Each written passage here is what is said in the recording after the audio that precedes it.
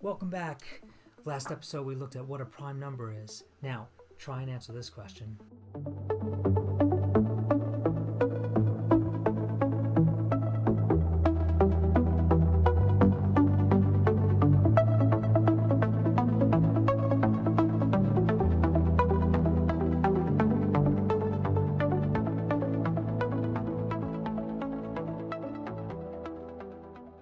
In this episode, we're going to look at factors and prime factors to answer questions like this.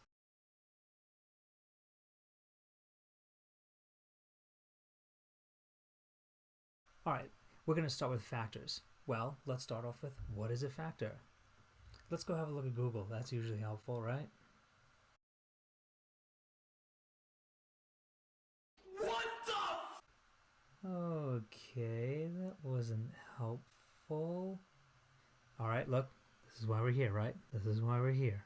Basically, factors are numbers that when multiplied together give you a desired product. So for instance, what are all the factors of 15? 15 is my desired product, which can be made by multiplying two or more numbers. Well, I know that 1 times 15 is 15, so 1 and 15 are factors. So 15 ends with a 5, so it must be part of the 5 times table. Yeah, so 5 times 3 is 15 too. So altogether, the factors of 15 are 1, 3, 5, and 15. Now 2 times 7.5 is also 15, but these wouldn't be considered factors since 7.5 is not a whole number. Now, try finding all the factors of 18. Many hours later. Awesome! How'd you get on? You should have 1, 2, 3, 6, 9, and 18. These are all of the different ways we can arrange 18. 1 times 18, 2 times 9, and 3 times 6. This can also be shown using a factor tree. These are 3 factor trees of 18, which is a really helpful way of visualizing factors. However, we generally do not show the 1 and 18 because that's obvious. Now let's take this a bit further in our next segment and have a look at something called prime factors.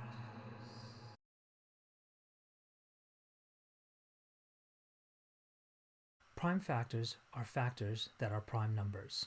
In our last example of 18, we had the factors 1, 2, 3, 6, 9, and 18.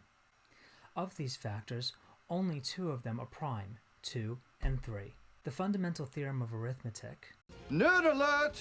says that every natural number can be written as a unique product or multiplication of primes. In this way, primes are kind of like the atoms or building blocks of numbers. The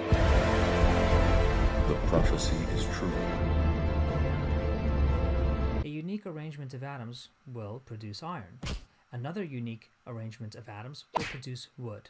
The same can be said for numbers. Let's look at the number 6. Its 2 prime factors are 2 and 3, and when I multiply those 2 prime factors, I will get 6 every time and nothing else. But what about 18? We know that 2 and 3 are prime factors of 18, but when I multiply them together, I don't get 18. We can use factor trees again to make this problem easy. Here is how to use the factor tree to break down every factor into prime factors. Let's start with 2 and 9. 2 is a prime number, so it is a prime factor of 18. But 9 is not a prime number, so let's break that down further. 3 times 3 gives me 9, so now we have broken 8 down into a set of prime factors. So 18 can be written as a product of its prime factors like this, 2 times 3 times 3. And no other number will have that arrangement of prime numbers. Let's look at a problem like 125 times 12. Yeah, this is big brain time. Now there are a lot of ways of dealing with this kind of a problem, but I'd say that the easiest way we can work with this right now is to try and break it down into its prime factors. Once we break it down to its prime factors, we should be looking to see if we can find any pairs of multiplications that will give us tidy numbers. Break down each number into its prime factors. Now multiply them all together and pair up multipliers that give you tidy numbers. I see some 10s, which are nice. I can make that into 100, and 5 times 3 becomes 15. Now we're left with 100 times 15, which is really easy. It is 1500. It was a bit long this way, yes, but the point is that multiplying large numbers like the ones given is easier when we break them down into smaller, more manageable numbers. As a maths teacher, I see a lot of different numbers all the time, and I know that 25 times 4 is 100. So if I were to be working on this problem, I would probably use that as a tidy combination to make the problem easier. Watch and see how I would do it.